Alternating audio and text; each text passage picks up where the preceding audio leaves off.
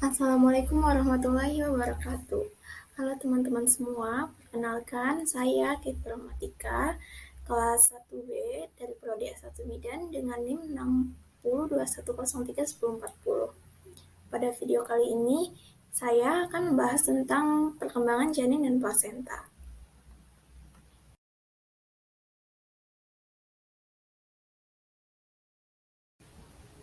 Nah, yang pertama ada perkembangan janin.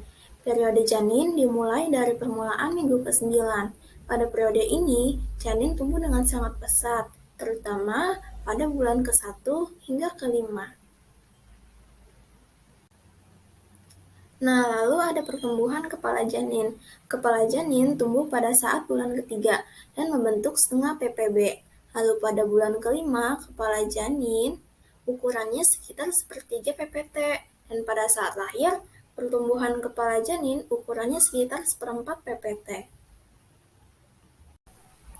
Lalu ada perkembangan wajah dan ekstremitas. Selama bulan ketiga, wajah janin semakin mirip seperti manusia, yaitu dengan adanya mata yang bergerak ke lateral dan ventral, lalu telinga yang semakin dekat dengan definitifnya. Setelahnya ada ekstremitas, mulai relatif panjang dibandingkan dengan bagian tubuh yang lain. Pusat osifikasi primer terbentuk di tulang panjang dan tengkorak pada minggu ke-12. Selanjutnya ada perkembangan genital, usus, dan otot. Pada minggu ke-12, genitalia eksternal berkembang sampai tahap ketika jenis kelamin dapat ditentukan melalui pemeriksaan luar, yaitu ultrasonografi. Lalu pada minggu ke-6, lengkungan usus menyebabkan pembengkakan besar atau herniasi di dalam tali pusat. Namun pada minggu ke-12, lengkungan usus telah tertarik ke dalam rongga abdomen. Nah, pada akhir bulan ketiga, aktivitas refleksi terdeteksi yang menandakan telah adanya aktivitas otot. Lalu ada perkembangan janin bulan keempat sampai ke-6. Selama bulan keempat dan kelima, janin memanjang secara cepat. Berat janin sedikit meningkat selama periode ini, dan di akhir bulan kelima, berat janin masih kurang lebih 500 gram. Selama bulan ke-6, kulit janin berwarna kemerahan dan berkeriput karena tidak adanya jaringan ikat di bawahnya. Nah, selanjutnya ada pengembangan janin usia 8 hingga 9 bulan. Selama 2 bulan terakhir, janin memiliki kontur cukup bulat sebagai hasil dari pengendapan lemak subkutis. Pada akhir kehidupan intrauterin, kulit dilapisi oleh bahan berlemak warna putih yang terdiri dari produk sekretorik dari kelenjar sebasea. Pada akhir bulan ke-9, tengkorak memiliki ukuran lingkar terbesar dibandingkan bagian tubuh lainnya.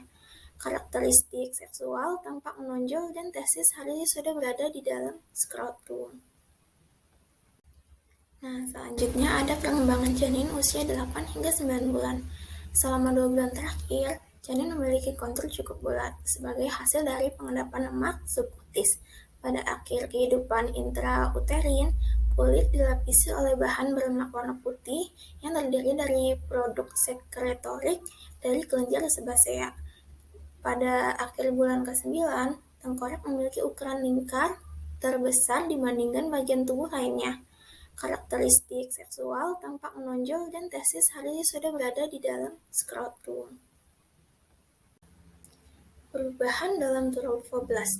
Komponen janin pada plasenta berasal dari trofoblast dan mesoderm ekstrembrional atau lempeng korion. Komponen ibu berasal dari endometrium uterus. Nah, selanjutnya ada struktur plasenta. Di awal bulan keempat, plasenta memiliki dua komponen. Yang pertama, bagian janin yang dibentuk oleh korion frondosum, dan yang kedua, bagian ibu yang dibentuk oleh decidua basalis.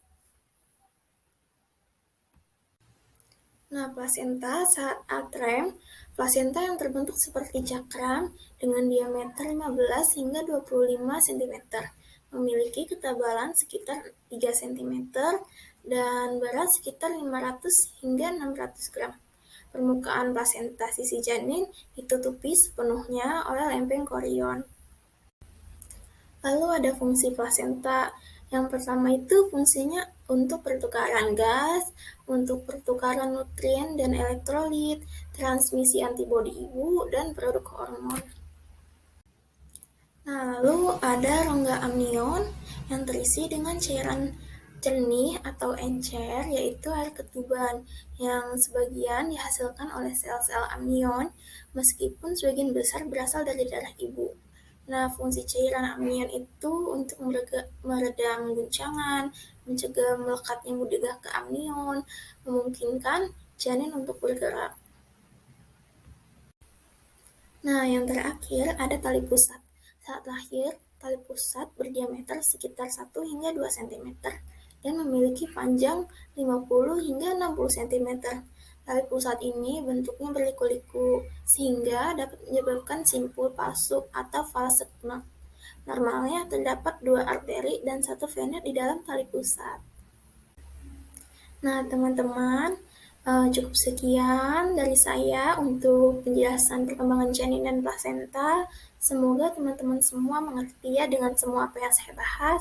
Kurang lebihnya mohon maaf karena saya masih belajar. Wassalamualaikum warahmatullahi wabarakatuh.